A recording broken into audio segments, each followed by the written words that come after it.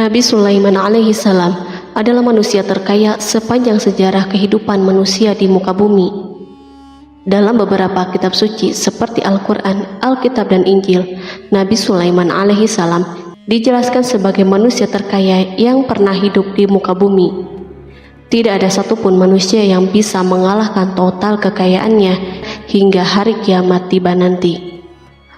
Para arkeolog telah menemukan situs peninggalan sejarah Islam yang mengungkap total kekayaan Nabi Sulaiman alaihi salam. Erez bin Yosef, profesor sekaligus peneliti, ia menyatakan bahwa 3000 tahun yang lalu Nabi Sulaiman alaihi salam diperkirakan memiliki kekayaan senilai 2,2 triliun US dollar. Apabila dikonversikan dengan nilai mata uang hari ini, dan jika dirupiahkan, nilainya setara dengan 32.891.870 triliun rupiah. Nabi Sulaiman memiliki beberapa mukjizat, di antaranya adalah dapat berbicara dengan bahasa binatang.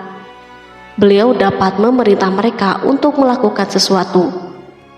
Beliau juga dapat mengendalikan besar kecilnya tekanan angin dan dapat mengatur ke arah mana angin akan berhembus.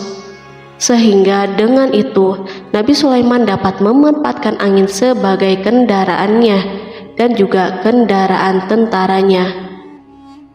Nabi Sulaiman juga bisa melunakkan besi dan membentuknya menjadi pakaian perang yang anti tusukan senjata tajam. Nabi Sulaiman juga memimpin para jin. Mereka tunduk dan patuh pada perintah Nabi Sulaiman. Tidak hanya itu, setan dan iblis laknatullah yang merupakan makhluk pembangkang dapat dibuat tunduk bertekuk lutut pada perintah-perintah Nabi Sulaiman. Nabi Sulaiman bisa melakukan teleportasi, yaitu berpindah dari suatu tempat ke tempat yang lain dalam waktu singkat. Peristiwa tersebut dibuktikan dengan pemindahan singgasana Ratu Balqis atas perintah Nabi Sulaiman. Nabi Sulaiman juga dikenal sebagai raja yang adil dan bijaksana. Nabi Sulaiman diberkahi kecerdasan yang luar biasa untuk menyatupadukan segenap kekuatan yang Allah berikan kepadanya. Ia mengelola dan membawa kerajaannya menjadi kekuatan raksasa yang tak terkalahkan di masanya dengan segenap kemampuan yang dimilikinya. Tentara Nabi Sulaiman adalah tentara terkuat di bumi tanpa ada yang menandinginya. Pertanyaan dasar yang muncul kali ini adalah dari mana sumber kekayaan dan kekuatan Nabi Sulaiman alaihi salam?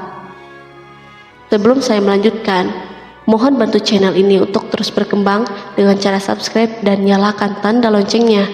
Berikan komentar yang positif dan berikan like serta share video ini.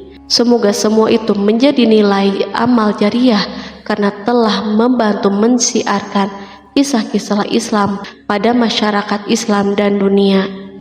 Bismillahirrahmanirrahim. Sungguh kami benar-benar telah menganugerahkan ilmu kepada Daud dan Sulaiman. Keduanya berkata, segala puji bagi Allah yang melebihkan kami dan keberkahan hamba-hambanya yang mukmin.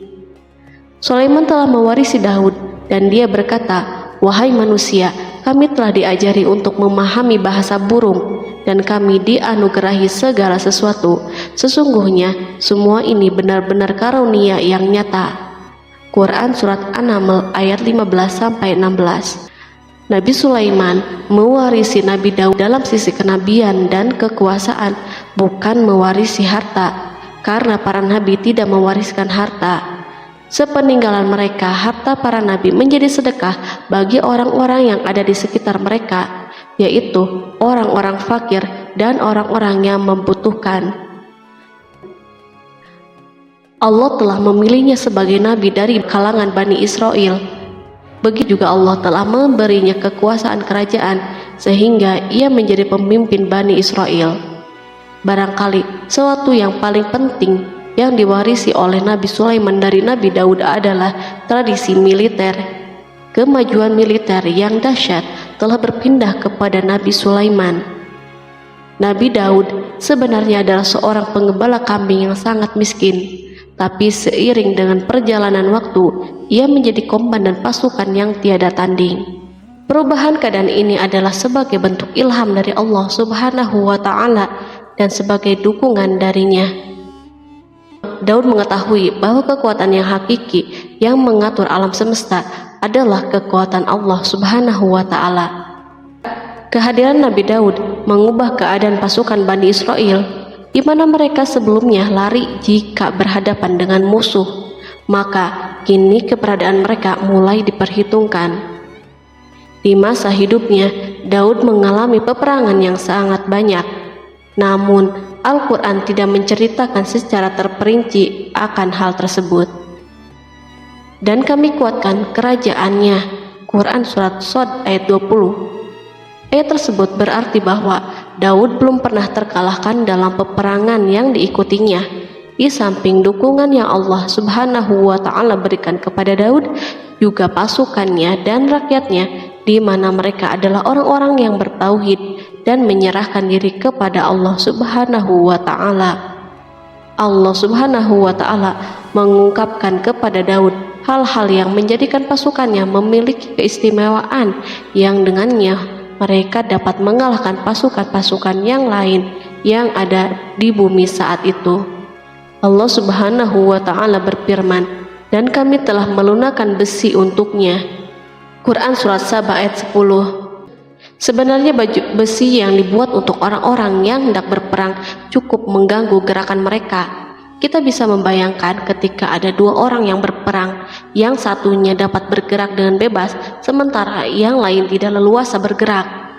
Namun dengan kekuasaan Allah, Nabi Daud dapat melunakkan besi dan dapat membuat darinya baju besi yang ringan.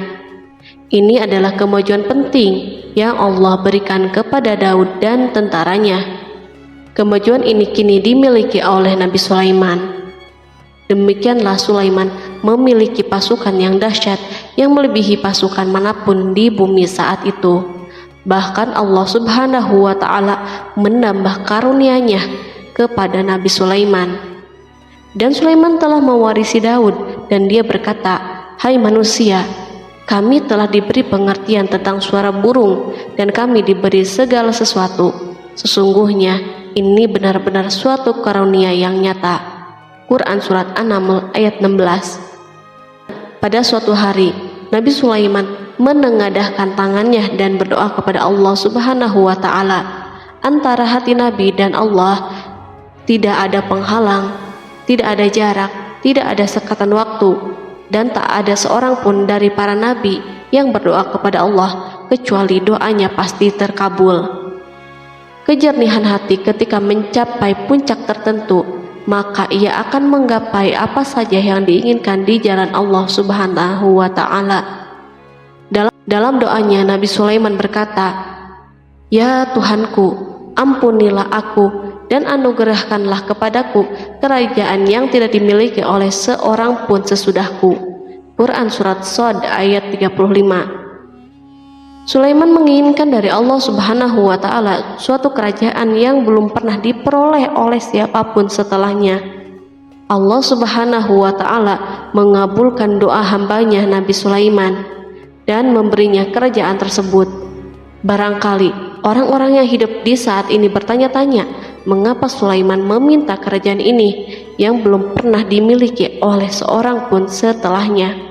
Ambisi Sulaiman untuk mendapatkan kekuasaan atau kerajaan adalah ambisi yang ada di dalam seorang nabi, dan tentu ambisi para nabi tidak berkaitan kecuali dengan kebenaran.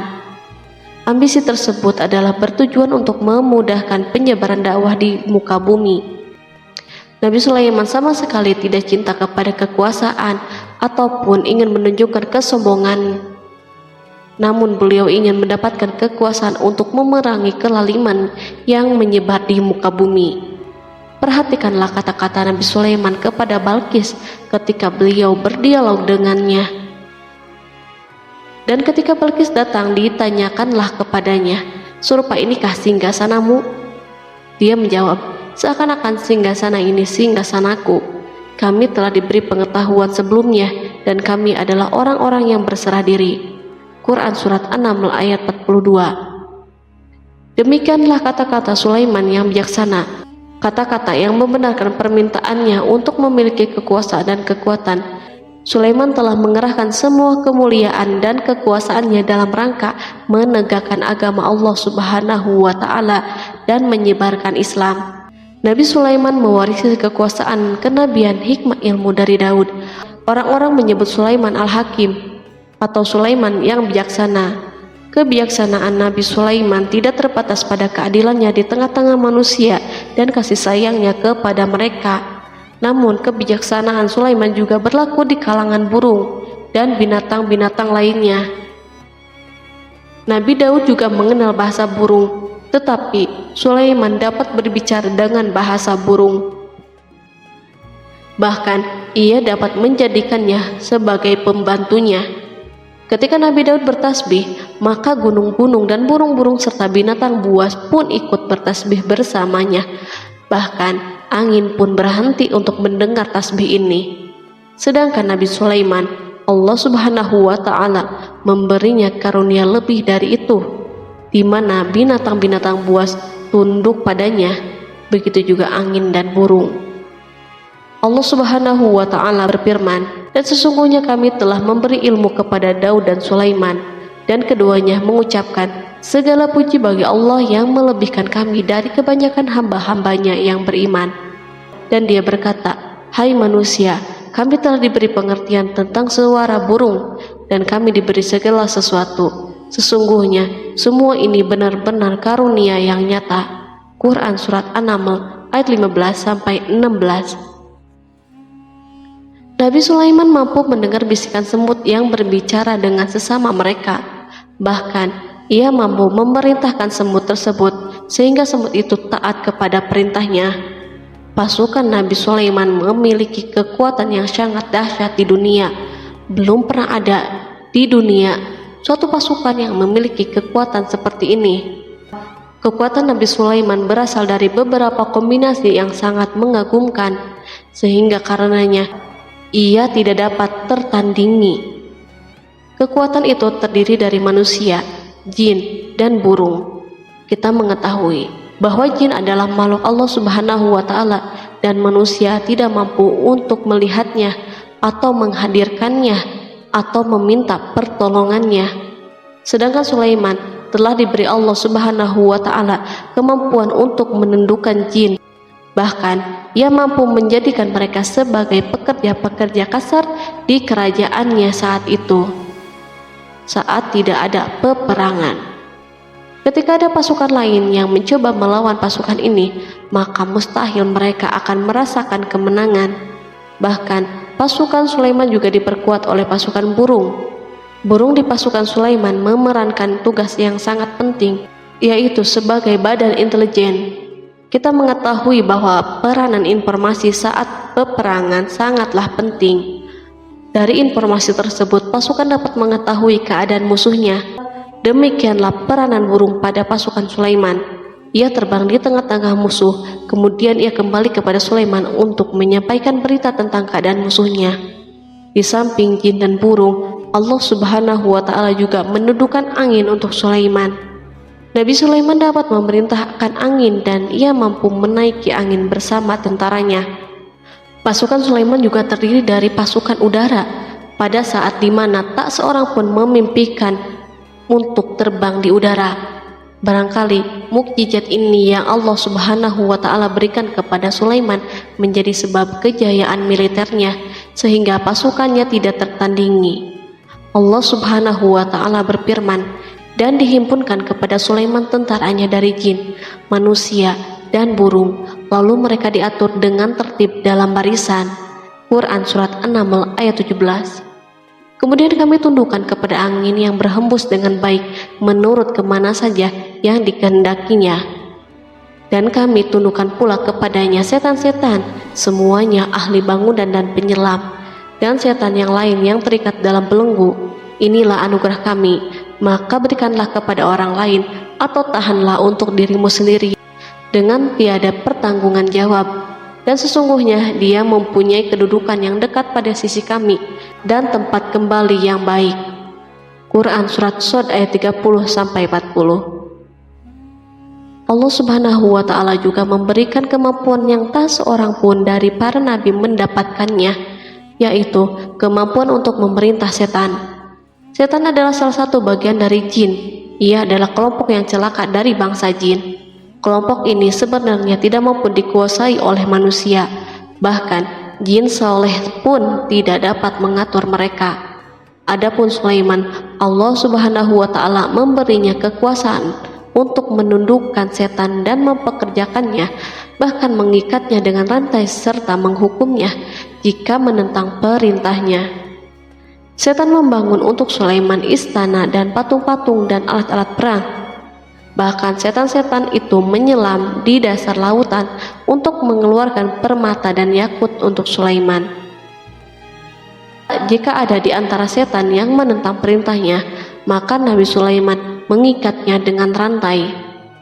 Ini semua menunjukkan kekayaan Sulaiman dan kekuasaannya, di mana ia mampu mengatur banyak makhluk di dunia. Tentu kemampuan itu atas izin Allah sebagai mukjizat darinya.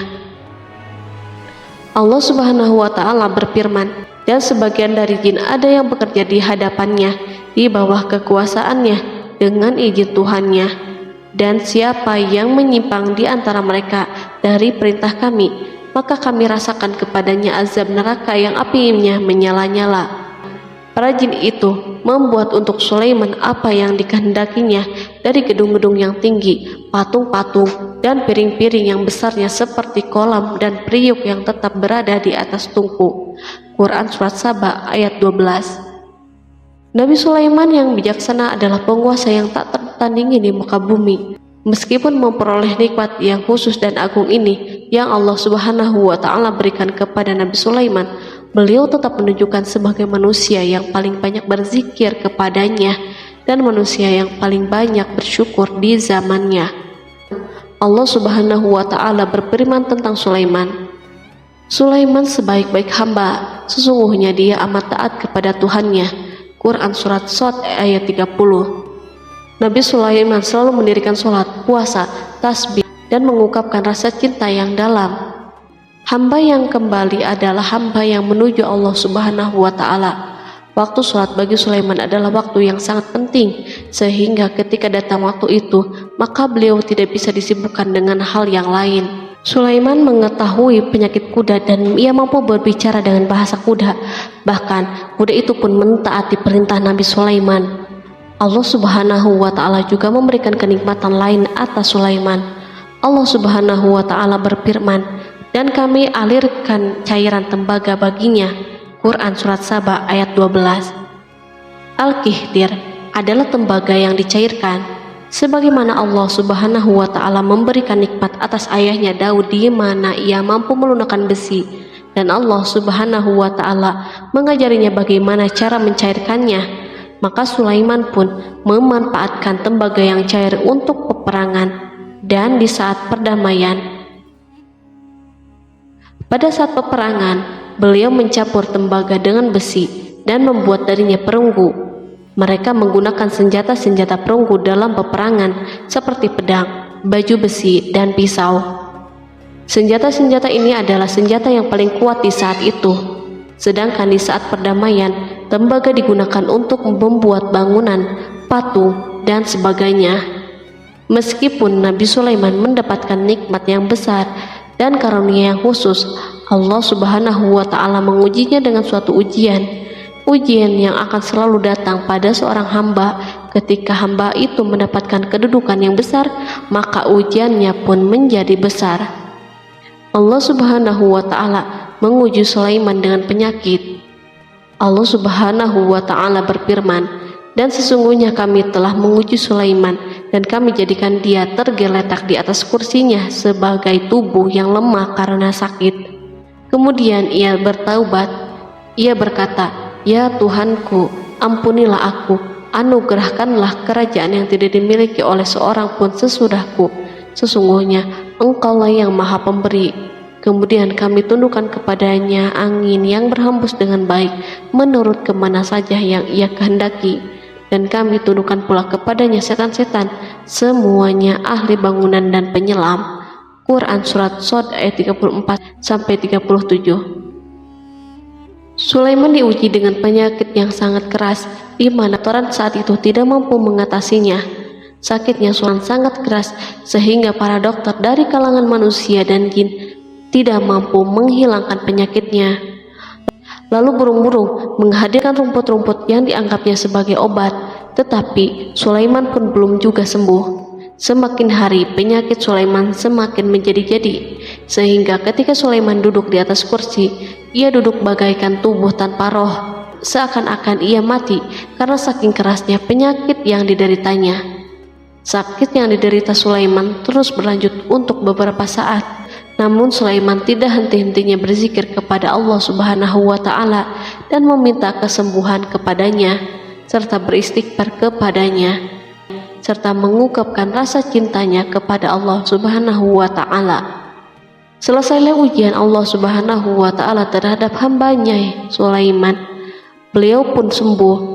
Kini Sulaiman merasakan kembali kesehatannya setelah mengetahui segala kejayaannya dan segala kekuasaannya serta segala kebesarannya tidak lagi mampu menghilangkan penyakit yang dideritanya, kecuali jika Allah Subhanahu wa Ta'ala menghendakinya. Dan sesungguhnya kami telah menguji Sulaiman dan kami jadikan dia tergeletak di atas kursinya sebagai tubuh yang lemah karena sakit. Quran Surat Shad ayat 34. Kata jasad dalam bahasa Arab diungkapkan atas sesuatu yang kehilangan kehidupan atau kesehatan. Nabi Sulaiman telah membangun masjid atau tempat beribadah sehingga manusia menyembah Allah Subhanahu wa Ta'ala di dalamnya. Rumah ini menunjukkan keunggulan seni arsitektur dan seni pahat. Orang-orang yang membangun rumah ini berjumlah puluhan ribu orang. Tentu setiap kelompok dari mereka memiliki pekerjaan masing-masing. Di antara mereka ada yang mencairkan tambang, ada yang menjadi tukang pahat, ada yang membelah batu, ada yang memotong-motong kayu, ada yang mendatangkan rumput-rumput dari Lebanon, dan ada yang melelehkan emas dan menjadikannya lempengan-lempengan yang mengkilat untuk menutupi kayu dan menutupi dinding. Bahkan golongan jin membantu pembangunan rumah tersebut, tentu dengan perintah dan bimbingan Nabi Sulaiman. Mereka membuat patung-patung yang besar dan membuat bejana yang besar untuk tempat makanan para tentara dan pekerja, yaitu bejana seperti gunung karena saking beratnya dan besarnya. Mereka juga membuat tempat-tempat minum yang besarnya seperti kolam. Sulaiman mengawasi para pekerjanya dan juga mengurusi masyarakatnya, di mana beliau mengenali problem mereka dan berusaha memecahkannya. Beliau juga mengawasi pasukannya dari kalangan binatang dan burung. Beliau mengetahui apakah ada satu dari mereka yang tidak hadir, kemana ia pergi, serta mengapa ia pergi. Nabi Sulaiman bukan hanya mengetahui problem tentaranya dari kalangan manusia dan tentaranya dari kalangan burung, namun ia juga menunjukkan kasih sayangnya terhadap semut, di mana beliau mendengar bisikannya dan tidak suka untuk menginjaknya. Pada suatu hari, ia berjalan di depan tentaranya dan tiba-tiba ia mendengar suara semut yang berkata kepada teman-temannya dari kalangan semut. Hingga apabila mereka sampai di lembah semut, berkatalah seekor semut, "Masuklah ke dalam sarang-sarangmu agar kamu tidak terinjak oleh Sulaiman dan tentaranya." Sedangkan mereka tidak menyadari. Maka dia tersenyum karena mendengar perkataan semut itu, dan ia berdoa, "Ya Tuhanku, berilah aku ilham untuk tetap mensyukuri nikmat-Mu yang telah Engkau anugerahkan kepadaku dan kepada kedua orang ibu dan bapakku, dan untuk mengerjakan amal soleh yang Engkau ridhoi, dan masukkanlah aku dengan rahmat-Mu ke dalam golongan hamba-hamba-Mu yang soleh." Quran Surat An-Naml ayat 18-19. Sulaiman mendengarkan pembicaraan semut itu, lalu beliau tersenyum karena mendengar pembicaraannya. Apa yang dibayangkan oleh semut kecil itu? Meskipun Sulaiman mendapatkan kekuasaan dan memiliki tentara yang besar, namun beliau menunjukkan kasih sayang terhadap semut. Beliau mendengar bisikannya dan melihat semut yang ada di depannya. Oleh karena itu, tidak mungkin baginya untuk menginjaknya. Sulaiman bersyukur kepada Allah Subhanahu wa Ta'ala yang telah memberinya nikmat, yaitu nikmat rahmat dan nikmat kasih sayang. Di samping itu, Sulaiman orang yang paling kaya di dunia, di mana istananya terbuat dari kayu-kayu gaharu yang memiliki bau yang harum, dan istananya terbuat dari emas dan terkadang dari kristal.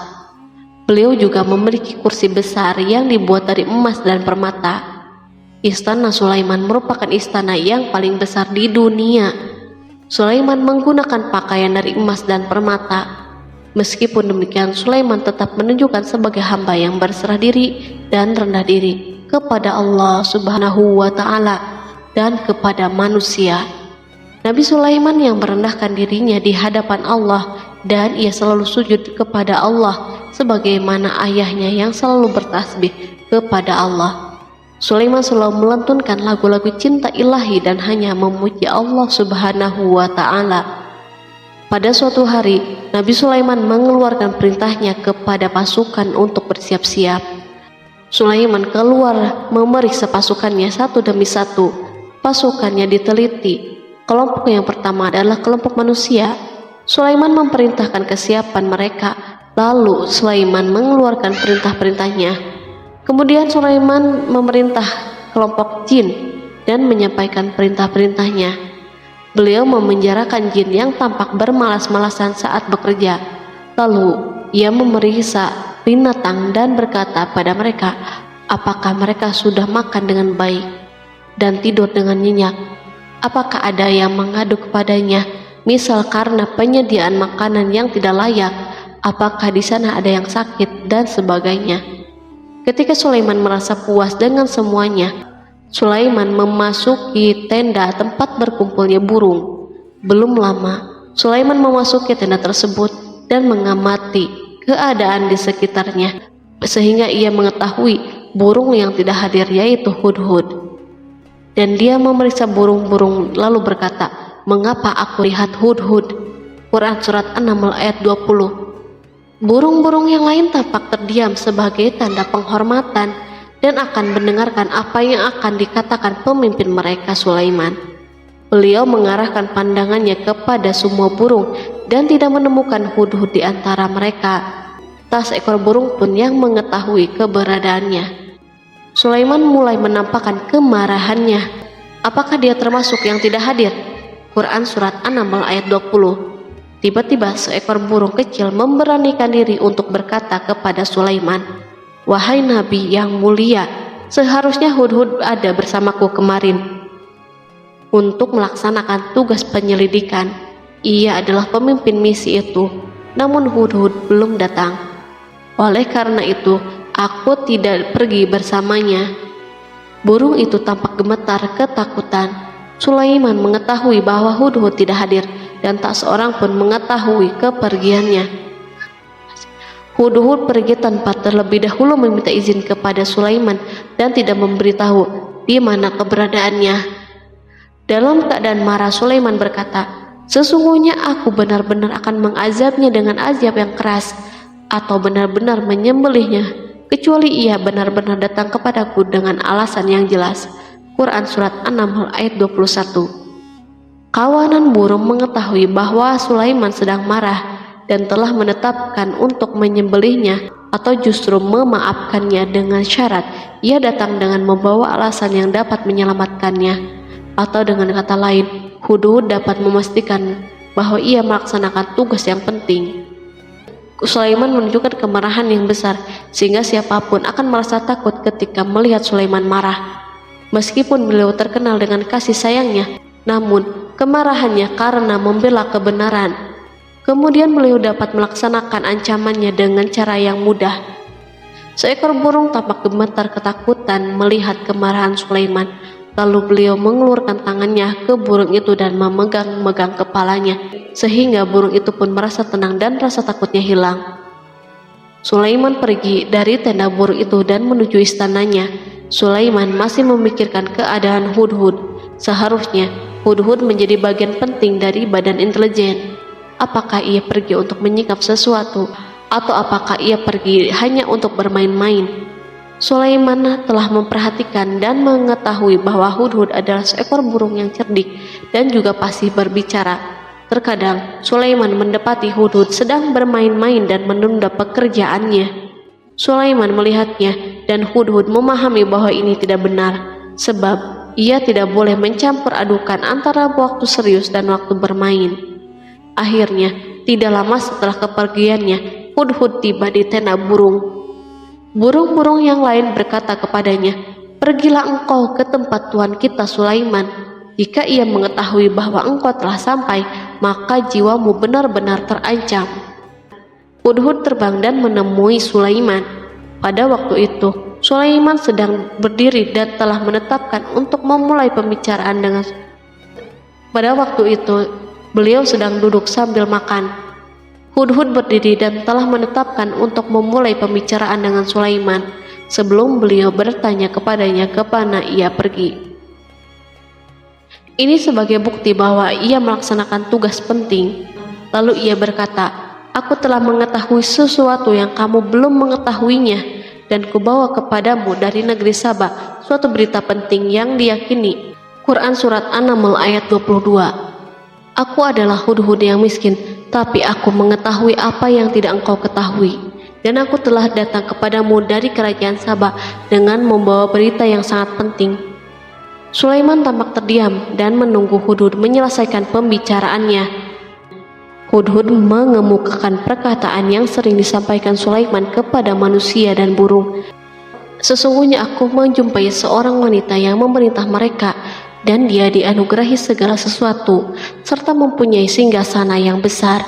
Aku mendapati dia dan kaumnya menyembah matahari selain Allah, dan setan telah menjadikan mereka memandang indah perbuatan mereka, lalu menghalangi mereka dari jalan Allah, sehingga mereka tidak dapat petunjuk, agar mereka tidak menyembah Allah yang mengeluarkan apa yang terpendam di langit dan di bumi, dan yang mengetahui apa yang kamu sembunyikan dan apa yang kamu nyatakan. Allah tidak Tuhan yang berhak disembah kecuali Dia, Tuhan yang mempunyai arsy yang besar." Quran Surat An-Naml ayat 23-26. Hudhud diam sejenak dan Sulaiman merasa bahwa Hudhud menunjukkan kefasihan lisannya dan berbicara dengan baik kepadanya. Hudhud mengemukakan perkataan yang sering disampaikan Sulaiman kepada manusia dan burung. Jelas sekali bahwa Hudhud mengulangi perkataan pemimpin kita Sulaiman sebagai usaha yang terakhir untuk memperoleh kasih sayang Sulaiman dan agar beliau puas dengan penjelasannya itu. Sulaiman berkata sambil menunjukkan senyum manis di wajahnya, "Akan kami lihat apakah kamu benar ataukah kamu termasuk orang-orang yang berdusta." Quran Surat An-Naml ayat 27. Hudhud ingin mengatakan, "Aku tidak bohong wahai Nabi yang mulia," namun diamnya Sulaiman membuatnya takut, sehingga ia pun terdiam. Sulaiman terdiam karena berpikir, lalu memutuskan sesuatu. Setelah itu, beliau mengangkat kepalanya dan meminta secari kertas dan pena. Sulaiman segera menulis surat singkat dan menyerahkannya kepada Hudhud serta memerintahkannya, "Pergilah dengan membawa suratku ini, lalu jatuhkanlah kepada mereka, kemudian berpalinglah dari mereka, lalu perhatikanlah apa yang mereka bicarakan." Quran Surat An-Naml ayat 28. Al-Quran langsung menyebut keadaan kerajaan Balqis yang saat itu sedang membaca surat tersebut di depan para pembesar kerajaannya dan para menterinya. Berkata ia Balqis, "Hai pembesar-pembesar, sesungguhnya telah dijatuhkan kepadaku sebuah surat yang mulia. Sesungguhnya surat itu dari Sulaiman, dan sesungguhnya isinya dengan menyebut nama Allah yang Maha Pengasih lagi Maha Penyayang, bahwa janganlah kalian berlaku sombong terhadapku, dan datanglah kepadaku sebagai orang-orang yang berserah diri." Quran Surat An-Naml ayat 29-31. Dalam surat Sulaiman itu disebutkan, hendaklah mereka menyerahkan diri dan tunduk kepada perintahnya. Sulaiman memerintahkan agar mereka meninggalkan penyembahan terhadap matahari. Sulaiman tidak mempersoalkan akidah mereka dan tidak memuaskan mereka dengan apapun. Sulaiman hanya memerintahkan bahwa ia berada di atas kebenaran. Bukankah ia didukung kekuatan yang berlandaskan keyakinan yang dimilikinya? Sulaiman hanya memerintahkan mereka agar tunduk dan patuh kepadanya. Ratu Saba menyampaikan surat tersebut di tengah-tengah kaumnya. Berkata dia Balqis, "Hai putra para pembesar, berilah aku pertimbangan dalam urusanku ini. Aku tidak pernah memutuskan sesuatu persoalan sebelum kamu berada di majelisku. Quran Surat An-Naml ayat 32. Sementara itu, reaksi para pembesar istana adalah menentang surat tersebut. Isi surat itu membangkitkan kecongkakan kaum Saba, di mana mereka merasa lebih kuat. Mereka mengetahui bahwa di sana ada orang yang mencoba menantang mereka dan mengisyaratkan peperangan kepada mereka. Lalu ia meminta kepada mereka untuk memenuhi syarat-syaratnya sebelum terjadinya peperangan dan kekalahan. Mereka menjawab, kita adalah orang-orang yang memiliki kekuatan dan juga memiliki keberanian yang sangat dalam peperangan, dan keputusan berada di tanganmu. Maka pertimbangkanlah apa yang akan kamu perintahkan. Quran Surat An-Naml ayat 33. Para pembesar kaumnya ingin berkata, kita siap untuk melaksanakan peperangan. Tampaknya ratu memiliki kebijakan yang lebih baik daripada pembesar kaumnya. Surat Sulaiman itu membuatnya berpikir lebih jernih dan hati-hati. Ia berusaha sebisa mungkin menghindari peperangan. Ratu itu berpikir dalam tempo yang lama. Nama Sulaiman tidak diketahuinya dan ia pun belum pernah mendengarnya. Oleh karena itu ratu tidak mengetahui kekuatannya. Boleh jadi Sulaiman memiliki kekuatan yang dahsyat sehingga mampu memerangi kekuasaannya dan mengalahkannya. Kemudian ratu memperhatikan apa yang ada di sekelilingnya. Ia melihat kemajuan masyarakatnya dan kejayaannya. Barangkali ia mengira bahwa Sulaiman iri terhadap kemajuan dan kekayaan ini, sehingga Sulaiman ingin menyerangnya. Setelah mempertimbangkan isi surat Sulaiman dengan cermat, Ratu Saba memilih untuk tidak bersikap ceroboh. Ratu itu lebih suka untuk menggunakan bahasa-bahasa kelembutan. Ia mengirim kepada Sulaiman suatu hadiah yang besar. Ratu mengira bahwa Sulaiman seorang yang ambisius, yang boleh jadi ia telah mendengar tentang kekayaan kerajaannya.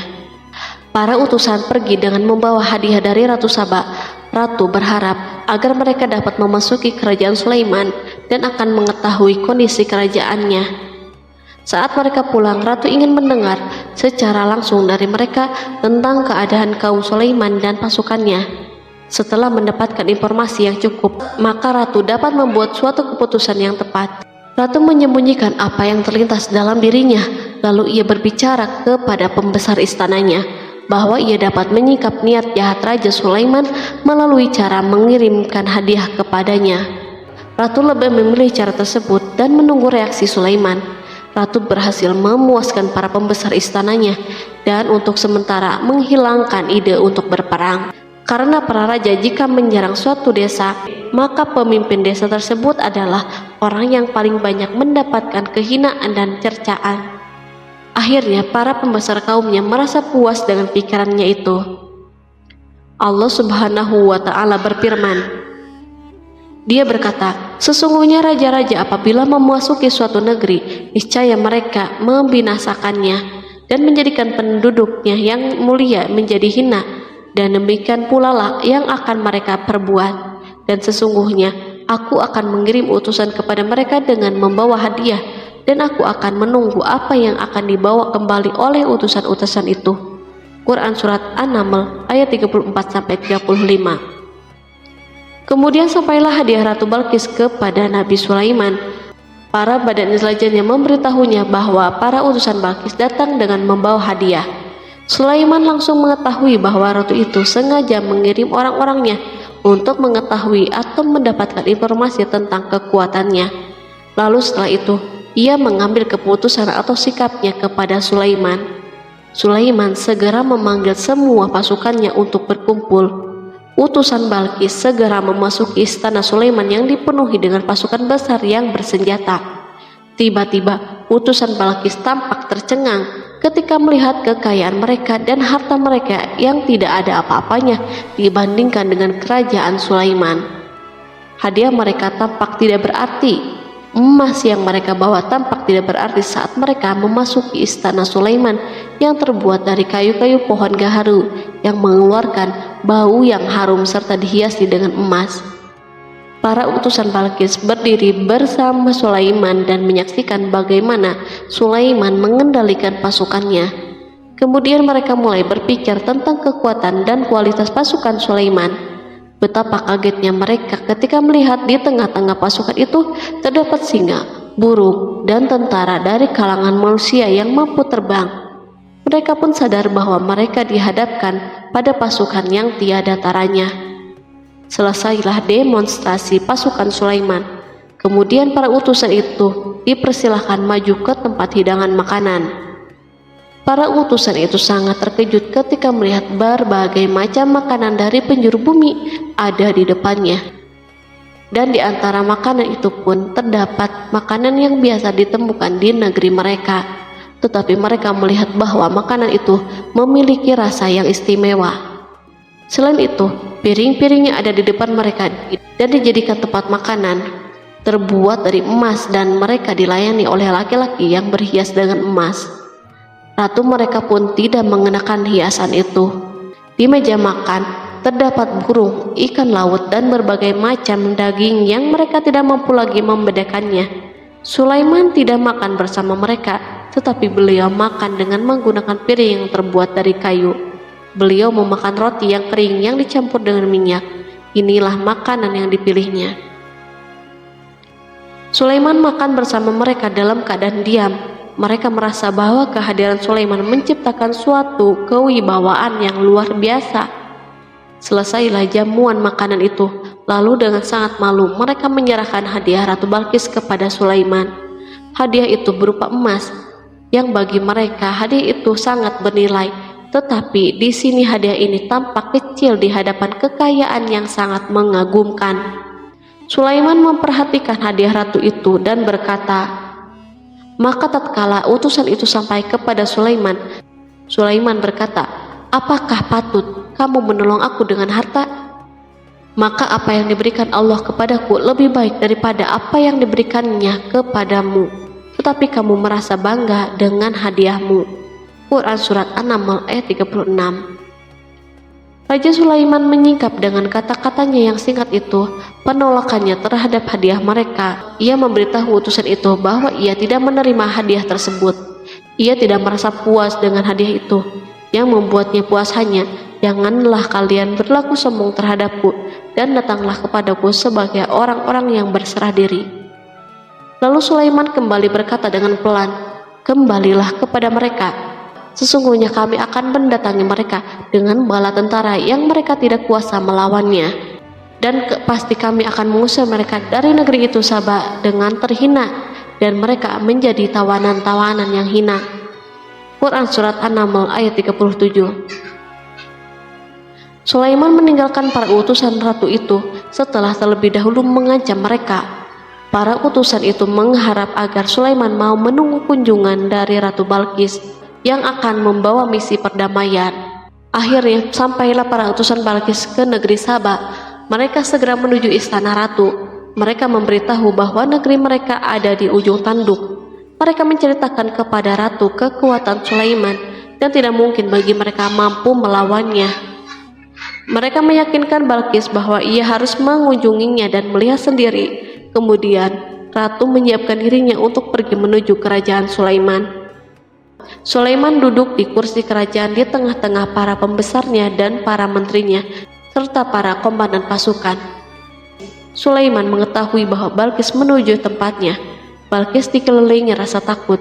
Sulaiman berpikir sejenak tentang bagaimana matahari disembah. Ia memikirkan bagaimana informasi yang diterima badan intelijennya tentang kemajuan kerajaan Balkis dalam bidang kesenian dan ilmu pengetahuan. Sulaiman bertanya kepada dirinya sendiri, apakah kemajuan menjadi penghalang untuk mengetahui kebenaran? Apakah ratu itu gembira dengan kekuatan yang dicapainya? Dan ia membayangkan bahwa kekuatan adalah segalanya. Dengan kemajuan yang dimilikinya, Sulaiman ingin membuat kejutan agar ratu mengetahui bahwa Islam yang diyakini oleh Sulaiman adalah satu-satunya yang mampu mendatangkan kemajuan dan kekuatan yang hakiki. Sehingga ia dapat membandingkan antara keyakinannya dalam menyembah matahari beserta kemajuan yang dicapainya dan keyakinan Sulaiman juga beserta kemajuan yang diraihnya. Para intelijen Sulaiman telah memberitahunya bahwa hal yang sangat disegani dan dikagumi oleh kaum Balkis adalah singgasana Ratu Balkis. Singgasana itu terbuat dari emas dan batu mulia. Singgasana tersebut dijaga oleh para penjaga yang sangat disiplin, di mana mereka tidak pernah lalai sedikit pun. Oleh karena itu, sangat tepat bila Sulaiman menghadirkan singgasananya di sini, di kerajaannya, sehingga ketika ratu tiba, maka ia dapat duduk di atasnya. Sulaiman ingin membuat kejutan kepadanya dan menunjukkan bahwa kemampuannya tersebut yang berlandaskan pada keislamannya.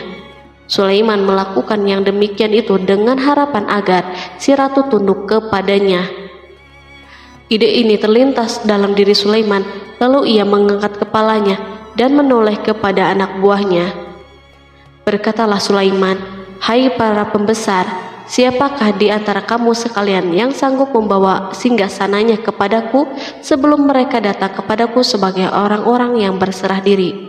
Quran Surat An-Naml ayat 38. Perhatikanlah ungkapan pikiran Nabi Sulaiman tersebut. Semua pemikirannya berkisar tentang keislaman para penyembah matahari, tentang bagaimana beliau dapat memberikan petunjuk kepada mereka di jalan Allah. Yang pertama menjawab pertanyaan Sulaiman itu adalah Ifrit dari kalangan jin, yang Allah Subhanahu wa Ta'ala telah menundukkan mereka kepada Sulaiman. Berkatalah Ifrit yang cerdik dari golongan jin, "Aku akan datang kepadamu dengan membawa singgasana itu sebelum kamu berdiri dari tempat dudukmu. Sesungguhnya aku benar-benar kuat untuk membawanya lagi dapat dipercaya." Quran Surat An-Naml ayat 39. Sulaiman berdiri dari tempat duduknya setelah 1 atau 2 jam.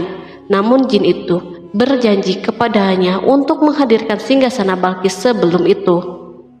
Istana Sulaiman berada di Palestina, sedangkan istana Balkis terletak di Yaman. Jarak antara singgasana tersebut dan singgasana Sulaiman lebih dari ribuan mil.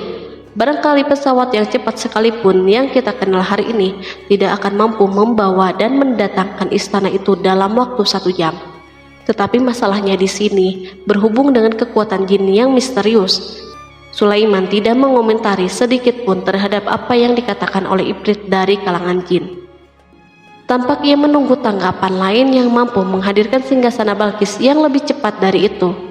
Sulaiman menoleh kepada seorang yang di sana yang duduk di atas naungan. Berkatalah seseorang yang mempunyai ilmu dari Alkitab, "Aku akan membawa singgasana itu kepadamu sebelum matamu berkedip." Maka tatkala Sulaiman melihat singgasana itu terletak di hadapannya, ia pun berkata, "Ini termasuk karunia Tuhanku untuk menguji aku, apakah aku bersyukur atau mengingkari akan nikmatnya. Dan barang siapa yang bersyukur, maka sesungguhnya dia bersyukur untuk kebaikan dirinya sendiri. Dan barang siapa yang ingkar, maka sesungguhnya Tuhanku maha kaya lagi maha mulia." Quran Surat An-Naml ayat 40. Belum lama, seorang yang mempunyai ilmu dari Alkitab menyatakan kalimatnya, sehingga singgasana itu berada di depan Sulaiman. Ia mampu menghadirkan singgasana itu lebih cepat dari kedipan mata, ketika mata itu tertutup dan terbuka. Al-Quranul Karim tidak menyikap kepribadian seorang yang menghadirkan singgasana itu. Al-Quran hanya menggarisbawahi bahwa orang itu mempunyai ilmu dari Alkitab. Al-Quran tidak menjelaskan kepada kita apakah ia seorang malaikat ataukah manusia ataukah jin. Perhatikanlah tindakan Sulaiman setelah adanya mukjizat ini. Beliau tidak merasa kagum terhadap kemampuannya yang luar biasa. Beliau tidak tercengang dengan kekuatannya. Beliau mengembalikan keutamaan tersebut kepada penguasa para penguasa, Allah Subhanahu wa Ta'ala, dan bersyukur kepadanya yang telah mengujinya dengan kekuasaan ini, agar ia dapat membuktikan apakah ia bersyukur atau mengingkari. Setelah Sulaiman bersyukur kepada penciptanya, ia mulai memperhatikan singgasana ratu, merupakan simbol pembangunan dan kemajuan, tetapi tampaknya ia hanya sesuatu yang biasa saja dibandingkan dengan kekuasaan dan kebesaran ciptaan yang dibuat oleh manusia dan jin di kalangan istana Sulaiman. Sulaiman memikirkan dalam tempo yang lama singgasana Balkis. Kemudian beliau memerintahkan agar singgasana itu diperbaiki, sehingga saat Balkis datang, Sulaiman dapat mengujinya apakah Balkis dapat mengenalinya ataukah tidak. Dia berkata, ubahlah baginya singgasananya, maka kita akan melihat apakah dia mengenal ataukah termasuk orang-orang yang tidak mengenalnya. Quran Surat An-Naml ayat 41. Sulaiman memerintahkan agar dibangun istana yang akan digunakan untuk menyambut Balkis. Sulaiman memilih tempat di laut, dan ia memerintahkan agar dibangun suatu istana di mana sebagian besar terdiri dari air laut. Sulaiman memerintahkan agar lantai-lantai itu terbuat dari kaca yang tebal dan kuat, sehingga orang yang berjalan di atas istana itu akan membayangkan bahwa di bawahnya ada ikan-ikan yang berwarna-warni. Hudhud memberitahu Sulaiman bahwa Balkis telah sampai di dekat kerajaannya. Kemudian Balkis datang. Al-Quran tidak menyebutkan keadaan Sulaiman saat menyambut Balkis, namun Al-Quran justru menunjukkan dua sikap Balkis. Pertama, bagaimana sikap Balkis ketika pertama kali melihat singgasananya yang datang mendahuluinya, padahal ia telah meninggalkan pengawalnya untuk tetap setia menjaga singgasana itu.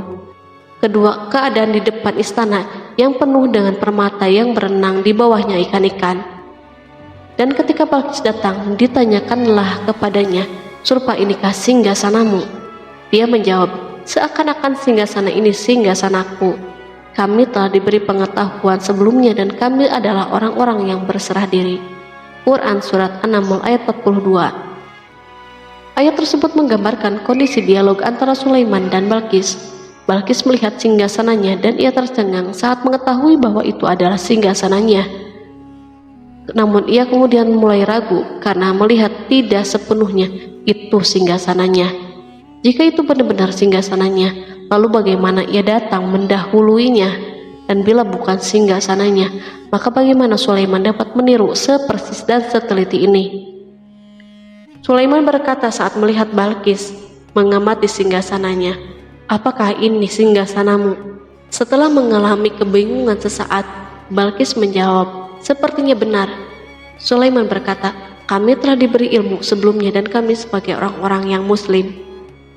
Melalui pernyataan itu, Sulaiman ingin mengisyaratkan kepada Balkis agar ia membandingkan antara keyakinannya beserta ilmu yang dicapainya dan keyakinan Sulaiman yang muslim beserta pengetahuan yang diraihnya. Penyembahan terhadap matahari dan pencapaian ilmu yang dicapai oleh Balkis tampak tidak ada apa-apanya dibandingkan dengan ilmu Sulaiman dan keislamannya. Sulaiman telah mendahulinya dalam bidang ilmu karena keislamannya. Karena itu sangat mudah baginya untuk mengungguli Balkis dalam ilmu-ilmu yang lain. Demikianlah yang diisyaratkan pernyataan Sulaiman kepada Balkis. Ratu Saba itu mengetahui bahwa ini adalah singgasananya, di mana singgasana itu datang lebih dahulu daripada dirinya. Beberapa bagian darinya telah diubah saat Balkis masih berjalan menuju tempat Sulaiman. Ia berpikir, kemampuan apa yang dimiliki oleh Nabi Sulaiman? Balkis tercengang melihat apa yang disaksikannya yang merupakan buah dari keimanan Sulaiman dan hubungannya dengan Allah Subhanahu wa Ta'ala. Sebagaimana Balkis tercengang ketika melihat kemajuan dalam bidang pembangunan seni dan ilmu, maka ia lebih kagum lagi saat melihat hubungan yang kuat antara keislaman Sulaiman dan ilmu serta kemajuannya. Dan apa yang disembahnya selama ini selain Allah mencegahnya untuk melahirkan keislamannya, karena sesungguhnya dia terdahulu termasuk orang-orang yang kafir. Bergoncanglah dalam benak Balkis ribuan hal. Ia melihat keyakinan kaumnya runtuh di hadapan Sulaiman. Ia menyadari matahari yang disembahnya merupakan ciptaan Allah Subhanahu wa Ta'ala, di mana dia menggerakkannya untuk hamba-hambanya. Lalu terbitlah matahari kebenaran pada dirinya. Hatinya diterangi oleh cahaya baru yang tidak akan tenggelam seperti tenggelamnya matahari. Masa keislamannya hanya menunggu waktu. Balkis memilih waktu yang tepat untuk mengumumkan keislamannya. Allah Subhanahu wa Ta'ala berfirman, dikatakan kepadanya, "Masuklah ke dalam istana." Maka tatkala dia melihat lantai istana itu, dikiranya kolam air yang besar, dan disikapnya kedua betisnya. Berkatalah Sulaiman, "Sesungguhnya ia adalah istana yang licin yang terbuat dari kaca." Berkatalah Balkis, "Ya Tuhanku, sungguhnya aku telah berbuat zalim terhadap diriku, dan aku berserah diri bersama Sulaiman kepada Allah, Tuhan semesta alam." Quran Surat 6 ayat 44. Dikatakan kepada Balkis, "Masuklah ke dalam istana." Ketika ia masuk, maka ia tidak menyaksikan adanya kaca, tetapi ia melihat air, sehingga ia mengira akan bersinggungan dengan air laut. Lalu ia menyingkap sedikit bajunya agar bajunya tidak basah. Sulaiman mengingatkannya tanpa melihat agar tidak khawatir terhadap pakaiannya, karena pakaiannya tidak akan basah sebab di sana tidak ada air. Ia sekedar kaca yang halus, yang saking halusnya hingga tidak tampak. Pada kesempatan itulah Balkis mengumumkan keislamannya. Ia mengakui kelaliman dirinya dan ia menyatakan penyerahan diri kepada Sulaiman dan kepada Allah Subhanahu wa Ta'ala. Lalu kaumnya pun mengikutinya dan mereka memeluk Islam. Balkis menyadari ia berhadapan dengan penguasa yang terbesar di bumi dan salah satu nabi yang mulia. Untuk pertama kalinya wajah Sulaiman dihiasi dengan senyuman yang menunjukkan kepuasannya sejak Balkis mengunjunginya. Demikianlah Sulaiman mewujudkan kejayaannya yang hakiki dan menyebarkan cahaya Islam di muka bumi. Al-Quran tidak menyebutkan kisah Balkis setelah keislamannya. Para ahli tafsir mengatakan bahwa ia menikah dengan Sulaiman. Selain itu, ada yang mengatakan bahwa ia menikah dengan salah satu orang dekat Sulaiman. Ada juga yang mengatakan bahwa sebagian Raja Habasyah adalah keturunan dari buah perkawinan ini. Sulaiman hidup di tengah-tengah kejayaan dan kemuliaan di muka bumi. Kemudian Allah Subhanahu wa Ta'ala menetapkan kematian baginya. Sebagaimana kehidupan Sulaiman yang berada di puncak kemuliaan dan kejayaan yang penuh dengan keajaiban yang luar biasa, maka kematiannya pun merupakan tanda-tanda kebesaran Allah Subhanahu wa Ta'ala yang penuh dengan keajaiban. Demikianlah bahwa kematiannya sesuai dengan kehidupannya, sesuai dengan kejayaannya. Allah Subhanahu wa Ta'ala berfirman tentang kematian Sulaiman, "Maka tatkala kami telah menetapkan kematian Sulaiman, tidak ada yang menunjukkan kepada mereka kematiannya itu kecuali rayap yang memakan tongkatnya. Maka tatkala ia telah tersungkur, tahulah jin bahwa kalau sekiranya mereka mengetahui yang gaib, tentulah mereka tidak akan tetap dalam siksa yang menghinakan." Quran Surat Saba ayat 14. Kemampuan Nabi Sulaiman untuk menundukkan jin dan mempekerjakan mereka serta hubungan mereka dengannya, semua ini menimbulkan fitnah di tengah-tengah manusia dalam hal tertentu. Dan kematian Sulaiman merupakan batasan atau jawaban terhadap fitnah ini. Kami tidak mengetahui siapa yang mengklaim bahwa jin mengetahui hal yang gaib. Kami tidak mengetahui siapa yang bertanggung jawab terhadap tersebarnya isu yang keliru ini. Yang kita ketahui adalah bahwa hal tersebut tersebar dan mempengaruhi sebagian manusia dan jin. Barangkali manusia berkata kepada diri mereka, selama jin melakukan perbuatan yang luar biasa ini, maka apa gerangan yang menjadikan mereka tidak mengetahui hal-hal yang gaib itu? Manusia lupa bahwa kunci kegaiban berada di tangan Allah Subhanahu wa Ta'ala. Masalah ilmu gaib tidak akan mampu dikuasai oleh jin, manusia, ataupun para nabi dan semua makhluk. Hanya Dia yang mengetahuinya. Allah Subhanahu wa Ta'ala merencanakan bahwa kematian Sulaiman pun bertujuan untuk menghancurkan pemikiran ini, yaitu pemikiran bahwa jin mengetahui hal yang gaib. Jin bekerja untuk Nabi Sulaiman selama beliau hidup, dan tatkala beliau meninggal, maka tugas mereka menjadi bebas. Nabi Sulaiman meninggal tanpa diketahui oleh jin, sehingga mereka tetap bekerja untuknya. Mereka tetap kepada Sulaiman. Seandainya mereka mengetahui hal yang gaib, niscaya mereka tidak akan meneruskan pekerjaan mereka. Pada suatu hari Sulaiman memasuki mihrabnya untuk itikaf, ibadah dan sholat. Tak seorang pun berani mengganggu khalwat di mihrabnya. Mihrab Sulaiman terletak di puncak gunung dan dindingnya terbuat dari permata. Pada suatu hari, Sulaiman duduk bersandar pada tongkatnya dan ia tampak tenggelam dalam tafakur. Beliau berzikir kepada Allah hingga rasa kantuk menguasainya. Lalu setelah itu malaikat maut menemuinya di mihrabnya. Sulaiman pun meninggal. Beliau bersandar kepada tongkatnya. Jin melihatnya dan mengira bahwa beliau sedang sholat, sehingga mereka pun tetap melanjutkan pekerjaannya. Berlalulah hari yang panjang. Kemudian datanglah rayap, yaitu semut kecil yang memakan kayu. Hewan itu pun mulai memakan tongkat Sulaiman. Rayap-rayap itu tampak lapar. Sebagian dari tongkat Sulaiman dimakan beberapa hari oleh rayap itu. Ketika yang dimakannya semakin bertambah, maka tongkat itu pun menjadi rusak dan jatuh dari tangan Sulaiman. Tubuh mulia itu kehilangan keseimbangan dan rampas di bumi. Tatkala tubuh suci itu tersungkur, maka manusia segera menuju ke sana. Mereka menyadari dan mengetahui bahwa Nabi Sulaiman telah meninggal dalam waktu yang sangat lama. Jin menyadari bahwa mereka tidak mengetahui hal-hal yang gaib, dan manusia pun mengetahui hakikat ini. Seandainya jin mengetahui hal yang gaib, niscaya tidak akan meneruskan siksa yang hina. Mereka tidak akan bekerja. Demikianlah Nabi Sulaiman meninggal dalam keadaan duduk dan sholat di mihrabnya. Lalu berita itu tersebar bagaikan api di bumi. Manusia, burung dan binatang buas mengantarkan jenazah Nabi Sulaiman. Sekawanan burung tampak sedih dan menangis. Semua makhluk bersedih. Akhirnya tak seorang pun mengetahui bahasa burung di bumi. Meninggallah seorang yang memahami pembicaraan burung. Burung-burung itu berkata, "Betapa beratnya kehidupan di tengah-tengah orang yang tidak mengetahui pembicaraan kita." Terdapat sejumlah versi perihal riwayat tentang kisah wafat Nabi Sulaiman alaihi salam. Salah satunya hadis yang diriwayatkan oleh Al-Hafiz Ibnu Asakir dalam tafsir Ibnu Katsir. Hadis ini disebut mendekati kebenaran kisah wafatnya Nabi Sulaiman. Seperti yang dikutip dari buku Kisah Para Nabi oleh Imam Ibnu Katsir, menurutnya Nabi Sulaiman alaihi salam meninggal dalam keadaan berdiri. Berdirinya beliau ini adalah sedang melakukan sholat dan bersandar pada tongkatnya. Diketahui Nabi Sulaiman dikenal terbiasa menyendiri di dalam Masjid Baitul Maqdis. Durasinya bahkan dalam kurun waktu yang tidak biasa, yakni bisa hingga 1 atau 2 bulan, hingga 1 atau 2 tahun.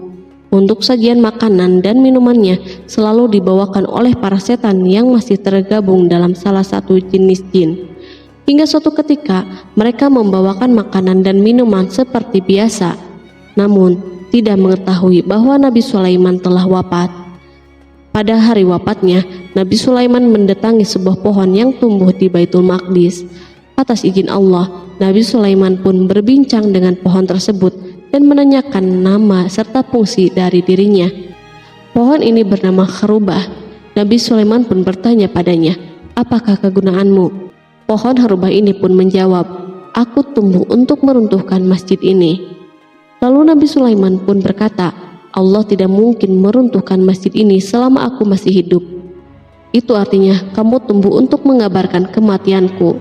Lalu Nabi Sulaiman pun mencabut pohon tersebut dan menanamnya di dinding miliknya. Setelah itu, Nabi Sulaiman masuk ke dalam mihrab dan melakukan sholat dengan bersandar pada tongkatnya. Sejumlah sumber juga mengatakan tongkat tersebut berasal dari pohon Kharubah yang sempat dicabutnya sebelumnya. Kemudian Nabi Sulaiman pun menemui ajalnya hingga tidak diketahui oleh setan yang bekerja untuknya sekalipun. Kisah ini diceritakan dalam firman Allah melalui surat Saba ayat 14. Kalangan jin dan setan pun mulai mengetahui kabar kematian Nabi Sulaiman setelah rayap memakan tongkat sebagai penopangnya hingga rapuh. Nabi Sulaiman meninggal berdiri dan bersandar pada tongkatnya. Matanya dalam keadaan terbuka dan fisiknya tidak berubah bentuk. Bahkan tidak ada bau yang muncul dari jenazah tersebut. Ternyata peristiwa wafat ini merupakan jawaban dari doa Nabi Sulaiman alaihi salam sendiri. Ia pernah memohon pada Allah Subhanahu wa Ta'ala agar kematiannya dapat dijadikan pembelajaran bagi umat manusia, bahwa para jin sekalipun tidak mengetahui hal yang gaib. Bahkan mereka pun tidak mengetahui kapan mereka akan menemui ajal dan mendapatkan rezeki. Untuk itu, kisah Nabi Sulaiman yang meninggal dalam keadaan berdiri ini diharapkan menjadi pesan agar manusia tidak menjadikan setan, iblis, atau bangsa jin sebagai tempat menyembah atau teman mereka. Wallahu a'lam bishawab.